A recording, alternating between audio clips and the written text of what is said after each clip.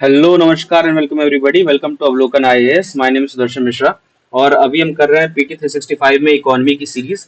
ठीक है, ये जनवरी तक का एडिशन है। इसमें जनवरी तक का हम कोशिश करेंगे कंप्लीट करें, फिर अपडेटेड वन एडिशन में 2 महीने का और है, फरवरी और मार्च का। उसको भी कोशिश करेंगे खत्म करने की जल्दी से जल्दी। आपके एग्जाम से कम 10-15 दिन पहले ये खत्म हो जाए, हमारे ये प्रयास रहेगा। ठीक है। और तो शुरू करते हैं विदाउट वेस्टिंग एनी टाइम। सबसे पहला टॉपिक है आपका बैंकिंग मॉनेटरी पॉलिसी। और इससे पहले भी आपका ये जो पेज है brief glans at Indian economy, इसको एक बार समझ लेते हैं क्या है ये। ठीक है, ये ओवरव्यू एक तरह से इंडियन इकोनॉमी का है। इसमें थोड़ा कुछ डेटा फैक्ट्स दिए हुए हैं। डेटा फैक्ट्स आपको याद रखेंगे तो आपके लिए प्रीलिम्स में भी हेल्प करेगा। ठीक है, तो सबसे पहला बॉक्स देख लेते हैं, साइज ऑफ इकोनॉमी के बारे में से बात हुई है। तो देखो इसमें ये दिया हुआ है कि इंडिया जो है फिफ्थ लार्जेस्ट इकोनॉमी है बाय नॉमिनल जीडीपी। आपको याद रखनी है ये बाय नॉमिनल जीडीपी के टर्म्स पे है फिफ्थ लार्जेस्ट इकोनॉमी। और थर्ड लार्जेस्ट है परचेजिंग पावर पैरिटी के टर्म्स पे। ठीक है, चाइना और यूएसए के बाद। और फिफ्थ लार्जेस्ट इकोनॉमी से जो है नॉमिनल जीडीपी इस जीडीपी पे, इससे पहले चार जो लार्जेस्ट इकोनॉमीज हैं उनका नाम आप कमेंट्स में लिख करके देना मुझे। ठीक है, अगर आपको पता है तो, नहीं पता है तो सर्च करो। ठीक, उसका फिर टैक्स कलेक्शन के बाद दूसरा बॉक्स जो है टैक्स कलेक्शन का है। इसमें भी स्ट्रॉन्ग परफॉर्मेंस दिखता है। डायरेक्ट टैक्सेस जो हैं इंडिया में वो 56.72% काउंट करते हैं और टोटल टैक्स रेवेन्यू का। ठीक है, इसमें आपके डायरेक्ट टैक्सेस से आया हुआ टैक्स होता है, पर्सनल इनकम, पर्सनल टैक्स हुआ, फिर कॉर्पोरेट टैक्स हुआ। ठीक है, इन सब का बड़ा योगदान है। और ये दिखाता है कि लोगों की इनकम और बिजनेस प्रॉफिटेबिलिटी में दोनों ग्रो हो रहे हैं। ठीक, इंफ्रास्ट्रक्चर की बात करें तो इंडिया जो है, इंडिया के फ्रंट पे भी, इस फ्रंट पे भी इंडिया ने कमाल दिखाया है। इंडिया के पास एशिया की सेकंड लार्जेस्ट रोड नेटवर्क है और लार्जेस्ट रेल नेटवर्क है एशिया में। ठीक है, तो ये दोनों चीजें जो है डायरेक्टली इकोनॉमी को बूस्ट करती हैं, चाहे क्योंकि गुड्स डिलीवरी आसानी से हो सकता है। जितनी बढ़िया रोड होगी, जितनी बढ़िया रेल होगी, गुड्स डिलीवरी आसानी से हो सकता है और उतना कॉस्ट भी कम बैठेगा। ठीक है, और ये लोगों की मोबिलिटी होगी तो वो भी बढ़िया ही है। ठीक, इसके बाद फिर नेक्स्ट टॉपिक, नेक्स्ट बॉक्स पे आते हैं, इंडिया का स्ट्रक्चरल ट्रांसफॉर्मेशन। ठीक है, यहाँ पे दो मेजर ट्रेंड्स दिख रहे हैं हम लोग को, एक एम्प्लॉयमेंट शेयर में दिख रहा है और एक आउटपुट शेयर में। ठीक है, एम्प्लॉयमेंट शेयर में देखें तो 1970s में जो इंडिया की 73.9% पॉपुलेशन है वो एग्रीकल्चर में एम्प्लॉयड थी। ठीक है, लेकिन 2020 तक ये घटकर 42% रह गई है, जो कि अच्छी चीज है, घटना चाहिए क्योंकि ज्यादातर शेयर एम्प्लॉयमेंट का आपका इंडस्ट्री पे रहना चाहिए। ठीक है, प्राइमरी सेक्टर पे कम रहना चाहिए, सेकेंडरी या टर्शरी सेक्टर पे ज्यादा रहना चाहिए एम्प्लॉयमेंट का शेयर। ठीक, तो ये चीज अच्छी है। लेकिन इंडस्ट्री में थोड़ा बदलाव आया है। 11.3% से लेकर के 24% तक ही ये ग्रोथ हुआ है। ठीक है, और सर्विसेज सेक्टर में 14.8% था 1970s में, 30.7% हुआ 2020 में। ये भी काफी अच्छा अच्छा सिग्नल है। ठीक, फिर इसके इसका मतलब ये है कि लोग अब एग्रीकल्चर से सर्विसेज सेक्टर की तरफ शिफ्ट हो रहे हैं। जैसे सर्विस सेक्टर में क्या क्या आया, आईटी हुआ, बैंकिंग हुआ, हेल्थ केयर हुआ, एजुकेशन हुआ, एक्सेट्रा। ठीक है, फिर आते हैं नेक्स्ट टॉपिक, अब आउटपुट शेयर का देखते हैं। आउटपुट शेयर में जो है एग्रीकल्चर ने अराउंड, एग्रीकल्चर का जो आउटपुट शेयर है वो भी कम हुआ है 42, क्योंकि लोग कम हुए हैं तो ऑब्वियस बात है आउटपुट भी कम होगा। 42% से कट के 15% हो गया है, तो ये ठीक ही है, कोई उतना बुरा नहीं है। फिर इंडस्ट्री में जो आउटपुट है वो काफी, वो ज्यादा इंक्रीज नहीं हुआ है 1970 से 2020 तक में, 24 से 25.9% तक ही हुआ है। ठीक है, सर्विसेज सेक्टर का आउटपुट काफी हुआ है, 34.5% से 35.3%। ठीक है, और ये जो आउटपुट है ये जीडीपी में इनका आउटपुट, मतलब जीडीपी में इनका कितना हिस्सा है अब। ठीक, तो ये क्लियरली दिखाता है कि सर्विसेज सेक्टर जो है इंडिया की इकोनॉमिक इंजन का हार्ट बन चुका है। मतलब इकोनॉमिक इंजन जो है अपना, वो सर्विसेज सेक्टर पे ज्यादा डिपेंडेंट है। आई और सर्विसेज सेक्टर में सबसे ज्यादा कंप्यूटर आईटी वगैरह सब पे ज्यादा डिपेंडेंट है। ठीक है, क्योंकि यही एक लौता है जहाँ पे हम अपना एक्सपोर्ट करते हैं, अच्छा खासा एक्सपोर्ट में हमारा डेफिसिट नहीं होता है। ठीक है, हम प्लस में ही चल रहे होते हैं इसमें। और उसके बाद फिर एक्स्ट्रा इंडिया की एक्सटर्नल डेट की बात करें, मार्च 2024 तक का ये डाटा है। तो इंडिया का जो टोटल एक्सटर्नल डेट है 663.8 बिलियन डॉलर्स है, जिसमें से लॉन्ग टर्म लोन का हिस्सा 541.2 बिलियन डॉलर्स है। ठीक है, मतलब लॉन्ग टर्म लाइबिलिटी ज्यादा है लेकिन ये मैनेजेबल होती है। ठीक है, और एक्सटर्नल डेट टू जीडीपी का जो रेशियो है वो घटा हुआ है 19% से 18.7%, और ये अच्छा सिग्नल है। इसका मतलब ये है कि हमारी इकोनॉमी ग्रो कर रही है और डेट के बर्डन को रिलेटिवली हम लोग का डेट का बर्डन कम हो रहा है, ठीक है, उधारी हम लोग की कम हो रही है, बाहर से उधारी हम कम लेते हैं, ठीक है। तो ये काफी अच्छा सिग्नल है। फिर तीसरा देखिए कंपोनेंट्स में हमारे पास पैसे कंपोनेंट्स क्या क्या हैं। यूएस डॉलर जो है हमारा सबसे बड़ा शेयर रखता है 53.8% का। अब बाकी करेंसीज में जापानीज येन हुआ, एसडीआर हुआ, स्पेशल ड्राइंग राइट्स, ठीक है। एसडीआर क्या होता है, आईएमएफ से रिलेटेड होता है। आईएमएफ क्या है, वो जब इंस्टीट्यूशंस पढ़ेंगे इकोनॉमिक इंस्टीट्यूशंस तो उसमें देखेंगे, इंटरनेशनल मॉनेटरी फंड वगैरह, ठीक है, उसका क्या होता है, एसडीआर उसमें क्या होता है, और क्या कहते हैं ग्रीन बॉक्स, एम्बर बॉक्स वगैरह बहुत सारी चीजें हैं उसमें, जो आगे अगर इसमें आएगा इस टॉपिक में तो उसको कवर करेंगे, नहीं आएगा तो वो इकोनॉमी का स्टैटिक टॉपिक है तो उसको मोस्ट प्रोबेबली अगर नहीं आता तो नहीं कवर करेंगे, ठीक है। अच्छा, ये हो गया आपका ये फर्स्ट पेज खत्म। इसके बाद फिर नेक्स्ट टॉपिक आता है बैंकिंग एंड मॉनेटरी पॉलिसी का, ठीक है। तो इसको देखते हैं एक बार, ये क्या है। देखो मॉनेटरी पॉलिसी जो है दरअसल सेंट्रल बैंक के हाथों में एक ऐसा टूल है जिससे वो देश की आर्थिक विकास को और टिकाऊ बनाता है, और इसकी कीमत की स्थिरता को बनाए रखने के लिए पैसे की सप्लाई को नियंत्रित करता है, ठीक है, कि कितना पैसा मार्केट में रहेगा। अगर ज्यादा पैसा आ गया है तो वो एब्जॉर्ब करना है वापस, मूवी मॉनेटरी पॉलिसी से ही एब्जॉर्ब होता है। वो कैसे होता है, वो उसके लिए भी अलग अलग टूल्स हैं, ठीक है। ओएमओ, ओपन मार्केट ऑपरेशंस वगैरह, और दो तरह के टूल्स होते हैं, क्वालिटेटिव क्वांटिटेटिव टूल्स। तो क्वालिटेटिव टूल्स क्या होते हैं, क्वांटिटेटिव टूल्स क्या होते हैं, अभी देखते हैं आगे, ठीक है।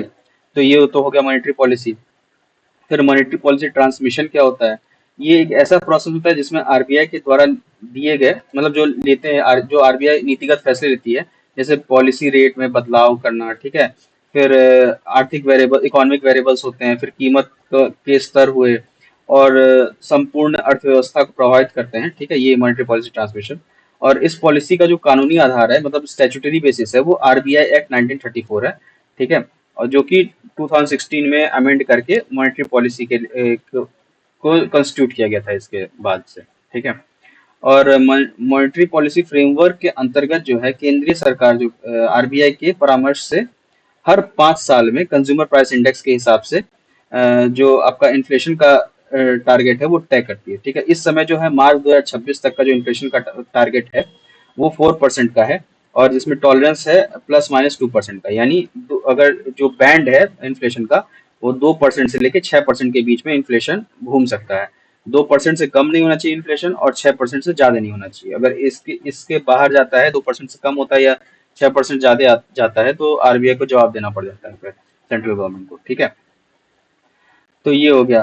फिर उसके बाद फिर ये फ्लेक्सिबल इन्फ्लेशन टारगेटिंग हो गया। फिर आरबीआई जो है अपने स्टरलाइजेशन के कार्यों के जरिए जो है अपनी इकोनॉमी में जो एक्सेस लिक्विडिटी होती है, यानी हिंदी में समझे तो अधिक तरलता होती है, उसको संभालती है। जैसे इन्फ्लेशन और करेंसी के उतार चढ़ाव को स्टेबल रखा जा सके, ठीक है। और इस काम के लिए वो ओपन मार्केट ऑपरेशंस हुआ, सीआरआर यानी कैश रिजर्व रेशियो, फिर मार्केट स्टेबलाइजेशन स्कीम वगैरह, इन सब जैसे चीजों का इस्तेमाल करती है, ठीक है। अब अब टूल्स ऑफ मॉनेटरी पॉलिसी देख लेते हैं। हाँ, तो देखो मॉनेटरी पॉलिसी के दो मेजर टूल्स होते हैं। एक होता है क्वांटिटेटिव टूल, दूसरा होता है क्वालिटेटिव टूल, ठीक है। और ये आपका एनसीईआरटी का स्टैटिक टॉपिक है, आई होप आपने ये पढ़ लिया होगा, तो ये ऐसे ऊपर ऊपर ओवरव्यू ही दे दे रहा हूँ मैं, ठीक है। क्वांटिटेटिव टूल्स को हम जनरल टूल्स भी कहते हैं, और ये ज्यादा ब्रॉड और इनडायरेक्ट होते हैं, मतलब कि ये इकोनॉमी में क्रेडिट की क्वांटिटी को इन्फ्लुएंस करते हैं, ठीक, क्रेडिट की क्वांटिटी को इन्फ्लुएंस करते हैं, इसलिए इनको क्वांटिटेटिव टूल्स कहते हैं, ठीक है। क्वांटिटेटिव टूल का एग्जांपल है ओपन मार्केट ऑपरेशंस हुए, ठीक, इसमें गवर्नमेंट के जो गवर्नमेंट सिक्योरिटीज होती हैं उसको बाइंग एंड सेलिंग उसका इसमें इन्वॉल्व रहता है। फिर बैंक रेट हुआ, बैंक रेट क्या होता है, कैश रिजर्व रेशियो क्या होता है, एसएलआर यानी स्टैट्यूटरी लिक्विडिटी रेशियो क्या होता है, मार्जिनल स्टैंडिंग फैसिलिटी क्या होता है, लिक्विडिटी एडजस्टमेंट फैसिलिटी क्या होता है, ये सब एनसीईआरटी में दिया हुआ है, आप उससे वहां से पढ़ो, ठीक है। रेपो और रिवर्स रेपो क्या होता है, सब वहां से पढ़ो। अगर इसमें से कुछ नहीं समझ में आ रहा है तो आप कमेंट में लिख देना, फिर या फिर व्हाट्सएप कर देना, फिर इंस्टाग्राम पे डीएम कर देना, कुछ भी जो भी आपको सुविधा लगे, फिर उसका समझाया जाएगा, तो काफी डिटेल हो जाएगा इसमें। अब आते हैं क्वालिटेटिव टूल्स पे, ठीक है। क्वालिटेटिव टूल्स को कहते हैं सिलेक्टिव इंस्ट्रूमेंट्स, ठीक है। ये टूल्स जो है ये काम करते हैं क्रेडिट के डायरेक्शन और डिस्ट्रीब्यूशन को कंट्रोल करने में, मतलब किस सेक्टर को ज्यादा लोन मिलेगा और किस पर्पस के लिए मिलेगा, किस सेक्टर को कम पैसा देना है, ठीक है। तो ये सब चीज जैसे इसमें जो इंक्लूड होते हैं वो होता है rationing of credit, moral suasion, फिर डायरेक्ट एक्शन और रेगुलेशंस फॉर स्पेसिफिक सेक्टर। ठीक, ये टूल्स जो है ये क्वालिटेटिव टूल्स होते हैं, ये ज्यादा फोकस्ड होते हैं और स्पेसिफिक ऑब्जेक्टिव्स अचीव करने के लिए यूज किया जाता है। ठीक है, इसके बाद में आता है हमारा टाइप्स ऑफ मॉनेटरी पॉलिसी। ये देखते हैं क्या है। मॉनेटरी पॉलिसी को जो है बेसिकली दो भागों में बांटा गया है। एक है एक्सपेंशनरी मॉनेटरी पॉलिसी और एक है कॉन्ट्रैक्शनरी मॉनेटरी पॉलिसी। ठीक है, एक्सपेंशनरी मॉनेटरी पॉलिसी में सेंट्रल बैंक जो है, सेंट्रल बैंक मतलब reserve bank of India, RBI, ये क्या करता है, ब्याज दरों को कम कर देता है। ठीक है, और उसका रिफ्लेक्शन जो है वो बैंक पे ही पड़ता है, वो भी अपने ब्याज दरों में कमी लाते हैं। और इससे क्या होता है, इससे जो है लोन सस्ते हो जाते हैं। ठीक है, लोन सस्ते हो जाते हैं और इससे फिर अगर लोन सस्ते हो जाएंगे तो क्या होगा, बिजनेसेस और लोग फिर ज्यादा आसानी से उधार ले सकते हैं। ठीक है, और ये ज्यादा आसानी से उधार लेंगे तो फिर क्या होगा, इससे आपका क्या कहते हैं, आपका इकोनॉमी एक्सपैंड करेगी। ठीक है, क्योंकि ज्यादा उधार लेंगे, लोगों के पास ज्यादा पैसा होगा तो वो चीजें ज्यादा खरीदेंगे, और बिजनेसेस के पास ज्यादा पैसा होगा तो वो ज्यादा इन्वेस्ट करके चीजें ज्यादा बनाएंगे। ठीक है, जिससे आपका क्या कहते हैं, मार्केट की लिक्विडिटी बढ़ेगी और इकोनॉमिक ग्रोथ होगा। ठीक, तो इसलिए क्या होगा, मार्केट एक्सपैंड करेगा, इसीलिए इसको कहते हैं एक्सपेंशनरी मॉनेटरी पॉलिसी। ठीक है, और ये जो है बाजार में लिक्विडिटी को बढ़ाता है, यानी तरलता को बढ़ाता है, और डिमांड की मांग को प्रोत्साहित कर डिमांड यानी कि मांग को प्रोत्साहित करता है। ठीक है, और इकोनॉमिक डेवलपमेंट यानी हिंदी में आर्थिक विकास को गति देता है। तो हिंदी टर्म्स का भी मैं इस्तेमाल करता रहूंगा बीच बीच में। ठीक है, और इस सिचुएशन में आरबीआई से गवर्नमेंट सिक्योरिटी आरबीआई क्या करती है, मार्केट से गवर्नमेंट सिक्योरिटीज खरीदती है। ठीक, और CRR, SLR, repo rate, reverse repo rate और बैंक रेट को कम कर देती है। अब देखो, आरबीआई अगर खरीदती है गवर्नमेंट सिक्योरिटीज मार्केट से, ओएमओ के थ्रू, ओपन मार्केट ऑपरेशंस के थ्रू, तो आरबीआई अगर खरीदेगी तो आरबीआई पैसा देगी मार्केट में। आरबीआई अगर पैसा दे रही है मार्केट में तो ऑब्वियस सी बात है, मार्केट में पैसा आया, पैसा आता है बैंकों के पास।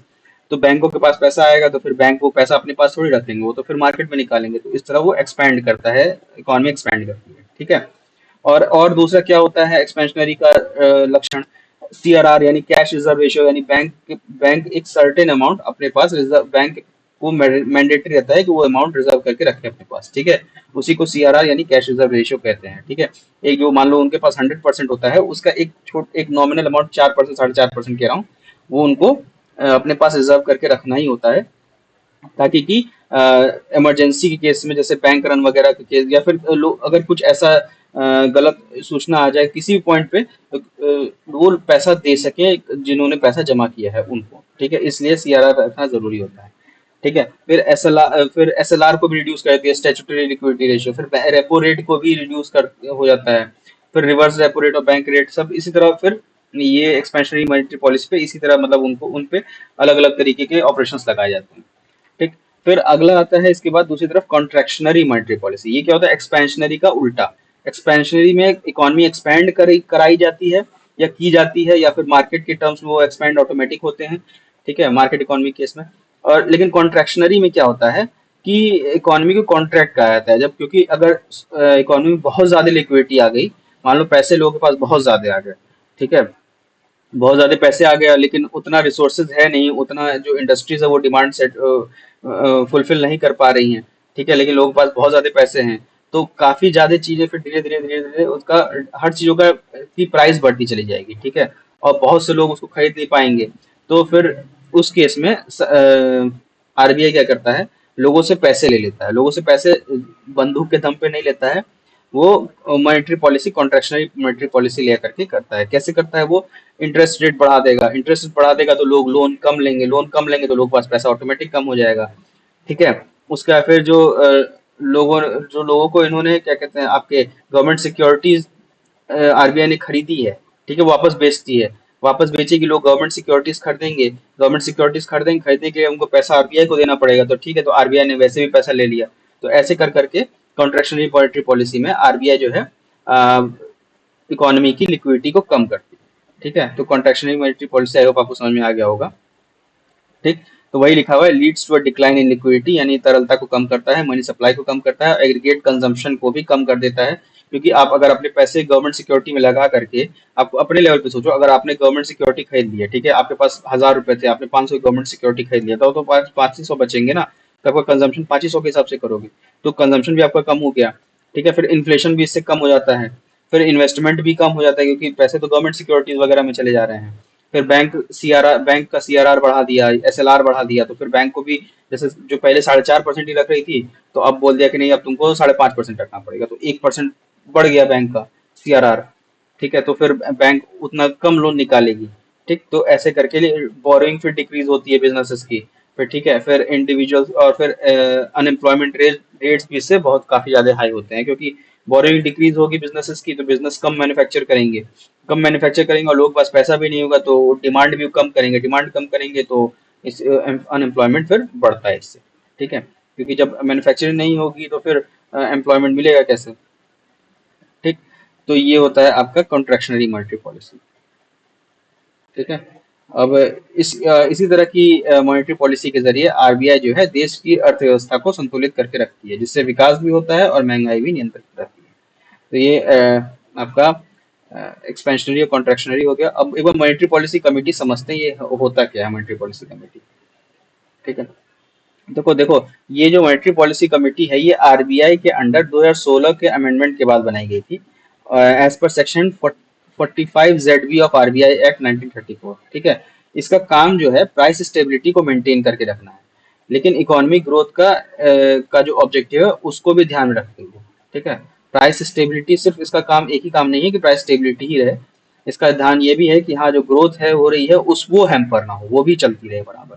ठीक है, तो दोनों को मैनेज करते हुए बैलेंस बना करके काम करने का होता है। ठीक है, इसमें जो है 6 मेंबर्स होते हैं।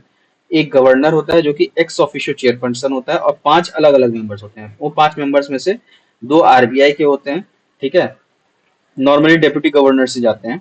और फिर 3 मेंबर्स होते हैं गवर्नमेंट के, यानी अगर ऐसे देखोगे तो 3 आरबीआई के मेंबर हुए और 3 गवर्नमेंट के हुए। ठीक है, और इसकी वोटिंग का जो होता है हर मेंबर के पास एक वोट का प्रावधान होता है और गवर्नर के पास कास्टिंग वोट होता है। कास्टिंग वोट का मतलब जैसे पॉलिटी में आपको समझाया था मैंने कि जैसे अगर इन केस ऑफ टाई होता है मतलब जैसे दोनों का वोट बराबर बराबर पड़ गया। ठीक है, तो उस केस में गवर्नर का वोट जिस पल्ले में पड़ेगा उसकी वो पल्ला जीत जाएगा। जैसे आप 2 मेंबर्स हैं आरबीआई के और 3 मेंबर्स गवर्नमेंट के। ठीक है, तो सपोज अगर आरबीआई वालों ने गवर्नमेंट वालों ने भी डाल दिया इसमें 2 वोट्स और इसके गवर्नमेंट आरबीआई वालों ने भी 2 वोट्स डाल दिए, 4 वोट्स हो गए। ठीक है, तो उस केस में एक वोट इसका गवर्नर का पड़ेगा। ठीक है, तो फिर जिस पोर्शन में गवर्नर का वोट पड़ा, ठीक है, वो पॉलिसी वर्किंग में आ जाएगी और गवर्नर का फिर वो कास्टिंग वोट के तौर पे होगा। ठीक है, इसकी मीटिंग जो होती है एटलीस्ट 4 बार होती है साल में। ठीक है, 12 महीने में 4 बार कम से कम होनी है, यानी हर 3 महीने पे इसका होना ही होना है मीटिंग। तो अभी जैसे अभी रिसेंटली आरबीआई की मॉनेटरी पॉलिसी कमेटी की बैठक हुई थी आपकी अप्रैल में। ठीक, और उससे पहले हुई थी फरवरी में। तो मॉनेटरी पॉलिसी कमेटी के जो मिनट्स आए थे वो आपको आरबीआई की वेबसाइट पे मिल जाएंगे, आप चाहो तो वहां से देख सकते हो। ठीक है, उसका फिर इसका जो एक कोरम होता है यानी मिनिमम नंबर ऑफ पर्सन चाहिए होते हैं जो जरूरी होते हैं किसी भी मीटिंग को शुरू करने के लिए। ठीक है, एमपीसी को शुरू करने के लिए, तो वो कोरम होता है 4 मेंबर्स का। ठीक है, तो ये आपका मतलब 4 मेंबर्स होने जरूरी हैं आपके मॉनेटरी पॉलिसी मीटिंग को कंस्टिट्यूट करने उसको शुरू करने के लिए। ठीक, तो ये हो गया। उसके बाद में फिर आपका आता है वेरिएबल रेपो रेट। तो ये क्यों न्यूज में है, वेरिएबल रेपो रेट जो है एक मार्केट डिटरमाइंड रेट है जो आमतौर पे रेपो रेट से कम ही होती है लेकिन रिवर्स रेपो रेट से कम नहीं होती है, उससे ज्यादा होती है। ये रेट उन लोन्स पर लागू होता है जिनकी अवधि 1 दिन से अधिक, आमतौर पर 14 दिन तक होती है। ठीक है, जब आरबीआई बैंकिंग सिस्टम में लिक्विडिटी बढ़ाना चाहती है और बैंक्स कम मार्केट ब्याज दरों के कारण रेपो रेट पर उधार लेने के लिए उत्सुक नहीं होते, तब वो वेरिएबल रेपो रेट के माध्यम से बैंक को उधार देती है। ठीक है, याद रहे कि रेपो रेट जो है वो दर है कि जिस पर बैंक्स आरबीआई से पैसे उधार लेती है। ठीक, और इससे मॉनेटरी पॉलिसी कमेटी के द्वारा तय किया जाता है। फिर variable repo rate banking system में अ, एक लिक्विडिटी देने का एक काफी इंपॉर्टेंट टूल है। इसी प्रकार variable rate reverse repo V triple R भी होता है। ठीक, और ये क्या होता है, इसका जो उपयोग है वो सिस्टम से अधिक लिक्विडिटी को एब्जॉर्ब करने के लिए होता है। ठीक है। फिर इसके बाद फिर नेक्स्ट टॉपिक आता है प्रायोरिटी सेक्टर लेंडिंग नॉर्म्स। इसको हम करेंगे नेक्स्ट लेक्चर में। ठीक है। तब तक के लिए आप इतना पढ़ो, और जो डाउट हो वो एक बार आप कमेंट से पूछ सकते हो। ठीक है। तब तक के लिए नमस्कार, जय हिंद।